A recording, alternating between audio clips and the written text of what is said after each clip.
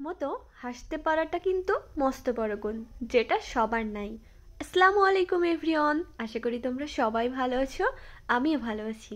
আরও চলে আসলাম আমি তোমাদের সাথে একটা সুন্দর ভিডিও শেয়ার করতে। আশা করি আজকের ভিডিওটা দেখতেও তোমাদের অনেক ভালো লাগবে। আজ আমি বাবার বাসায়, তাই ভাবলাম সকাল সকাল তোমাদের সাথে কিছুটা সময় শুরু করি। বাবার বাসায় কি না কি করি। বাবার বাসায় থাকার কিন্তু মজাটাই আলাদা। আম্মু আছে, ভাইয়া আছে, ভাবি আছে, বাচ্চারা আছে। আমার তো ভীষণ ভালো লাগে। মনে হয় এই বাসাটায় যদি আমি থাকতে পারতাম। আর সামনে তো ঈদ আসবে, আমার তো আরও বেশি মন খারাপ লাগে। আমি যতই ভালো থাকি না কেন, মনে হয় কতদিন আমার ফ্যামিলির সাথে ঈদ করতে পারি নাই। যাই হোক, সকাল সকাল উঠে আমি আমার রুমটা আগে ক্লিন করে নিচ্ছি, কারণ যেহেতু আজকে এই রুমে ছিলাম, এই রুমটাই ক্লিন করি। আর আম্মু তো অনেক ব্যস্ত। আমার আম্মু অবশ্য আমাকে এইসব কাজ করতে দেয় না, আমাকে করতেও বলে না কখনো, আমি করিও না। বাবার বাসায় আসলে না এনার্জি সব শেষ হয়ে যায়, কারণ এখানে না কেউ গরম দেওয়ার মতোও নাই, কেউ বলার মতোও নাই যে এই কাজটা কেন করনি, কি অগোছলো হয়ে আছে। কখনো কিন্তু মা এই কাজটা করে না, আমিও কখনো এই সব কাজ করি না, কারণ আম্মু জানে যে আমি সারাদিন অনেক কষ্ট করে থাকি। আর বাবার বাসায় আসলে এনার্জি সব লস হয়ে যায় আমার, আমি তো খালি নেতিয়ে পড়ি। তো ভাবলাম আমি যেহেতু আছি, আর আল্লাহ সুস্থও রাখছে, একটু কাজ করি। আর আম্মু অনেক কাজ করতেছে, অনেক রান্না রয়েছে, যেহেতু আমার হাজবেন্ড আসছে। আর মেয়ের জামাই যদি বাসায় থাকে, শাশুড়ির কিন্তু অনেক প্যারা। আম্মু তো বসারও সুযোগ পায় না, অনেক রান্না, কি খাওয়াবে কি না কি করবে। কারণ আমার হাজবেন্ড তো তেমন একটা আসে না, শুধু ছুটি পাইলেই আসে। তো একদিনের জন্য হয়তোবা থাকে, না হয়তোবা নাও থাকে, এরকম একটা বার একবেলা খেয়ে চলে যায়। তো আজকে যেহেতু ও রাত থাকছিল, তো আম্মু তো একটার পর একটা খাবার রান্না করতেই আছে তার পছন্দর। আমার হাজবেন্ড আমার আম্মুকে অনেক রেসপেক্ট করে, আর আমার ফ্যামিলিকেও। মাশাল্লাহ, আমাদের সবার বন্ডিংটা অনেক সুন্দর। তোমরা সবাই আমার লাভ স্টোরিটা জানতে চেয়েছো, আমার বিয়ে কিভাবে কি হয়েছে, লাভ স্টোরি আছে কিনা বা অ্যারেঞ্জ ম্যারেজ কিনা, সব কিছুই। তো আমার বলতে গেলে অর্ধেক লাভ স্টোরি অর্ধেক অ্যারেঞ্জ ম্যারেজ, মানে কোনো কিছুই বলে বোঝানো যাবে না। আর এইসব কি কেউ বলে, আমার তো এখনই লজ্জা পাচ্ছে, আমি কিভাবে বলবো। তারপরেও তোমরা শুনতে চেয়েছো, ইনশাআল্লাহ তোমাদেরকে বলবো কিছুটা হলেও। এই যে দুপুরের খাবার, আম্মু অনেক খাবার রান্না করেছিল, আমিও রেডি হয়ে নিয়েছি, বাসায় চলেও এসেছি। যেহেতু বাসাটা বেশি দূরে না, 10 থেকে 11 মিনিটেরই রাস্তা। আরও রাস্তা যদি ভালো হতো আরও ভালো হতো। এখন 2-3টা কাপড় শুকাইতে দেব ধুয়ে, কারণ ওইগুলা ময়লা রয়েছে, যেহেতু কালকে চলে যাব, সকালে আর সময় পাবো না আমি।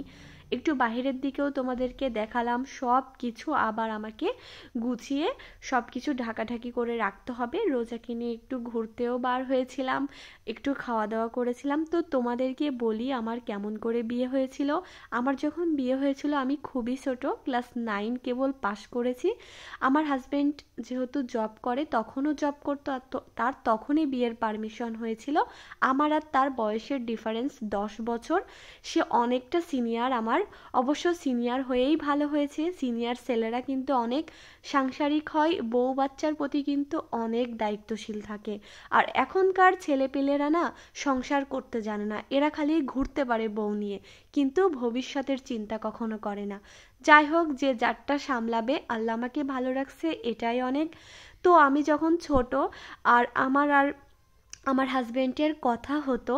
তো কথা হওয়ার পরে যখন ফ্যামিলি বিষয়টা জানলো, তো এটা কেউই রাজি ছিল না, তবে আমার আম্মু রাজি ছিল, যেহেতু ছেলে প্রতিষ্ঠিত, ছেলে দেখতে ভালো, সব দিক থেকেই ভালো। আর আমিও তাকে পছন্দ করি, সেও আমাকে পছন্দ করে। কিন্তু সব কিছুর বিষয়ে সব কিছু মিলিয়ে আমার ফ্যামিলি রাজি ছিল না, মানে আমার আব্বু বা আমার ফ্যামিলি মেম্বার আর যারা আছে। আর আমিও তখন ছোট, আমার মামা বাসায়ও কেউ রাজি ছিল না। তো এক প্রকার সব কিছু না হয়ে গিয়েছিল। তো আমার হাজবেন্ডের সাথে কথা বলা আমার অফ হয়ে গিয়েছিল, আমি তার সাথে কথা বলতাম না। পরে তার ফ্যামিলি থেকে তার বিয়ে অন্য জায়গায় ঠিক হয়েছিল, বাট সে সেখানে বিয়ে করেনি, বা আল্লাহ আমার তার সাথে রাখছে, এই জন্য হয়তো বা বিয়েটাও হয়নি। আর আমি না বাসায় আজকে অনেক শপিং করে নিয়ে এসেছি, কারণ যেহেতু আজকে চলে যাব লাস্ট শপিং। তো কি কি এনেছি তোমরা সেগুলো দেখো আর আমি তোমাদের গল্পটা বলি। তো যখন তার বিয়ে ঠিক হয়েছিল, আল্লাহ না করুক কিভাবে কি জানি ভেঙে গেছে বা ও করতে চায়নি, অনেকটা প্রবলেম হয়েছিল। তো তারপরে সে আবার আমার কাছে কামব্যাক করে আর আমাকে বলে তুমি আমাকে বিয়ে করবা কিনা বলো। জোর জবরদস্তি করে আমার প্রত্যেকটা আইডেন্টি সে নিয়ে আমার সব কিছুর বয়সটা বাড়িয়ে সে এক প্রকার আমাকে জোর করেই বিয়ে করেছে। যাই হোক, ভালো আছি, এটাই আমার কাছে অনেক। আর এখন এই যে এইভাবেই আছি। আমি সব সময় ভাবি আল্লাহ যা করে ভালোর জন্যই করে, হয়তোবা কপালে আমার এতটুকুই ছিল তো এতটুকুই পেয়েছি, আলহামদুলিল্লাহ অনেক সুখে আছি। সে আমাকে কখনো কষ্ট বুঝতেই দেয় না, হয়তোবা কাপড় দুইটা কম দিবে কিন্তু কখনো দুইটা কষ্ট সে আমাকে দেয় না। আমি তো আমার লাইফে কষ্ট খুব কমই পেয়েছি, বাবার বাসায় থাকতেও আবার আমার হাজবেন্ডের কাছে এসেও। আমার ছোটোখাটো সংসার হলেও আমি খুবই ভালো আছি। আর এই সব নিয়েই আমাদের একটা লাভ স্টোরি, আরও অনেক গল্প আছে, সব কিছু তো আর ওভাবে বলা যায় না, তো তাই জন্য তোমাদের শর্টে খাটে বোঝালাম। আর সে যখন আমাকে বিয়ে করেছিল তার বাসা থেকে তার বাবা মাকে পাঠিয়েছিল আমাকে দেখার জন্য। দেন সে কোনো কিছুই আর শোনেনি, আমাকে বিয়ে করতে হবে তো করতেই হবে, আর আমাকেই বিয়ে করে নিল।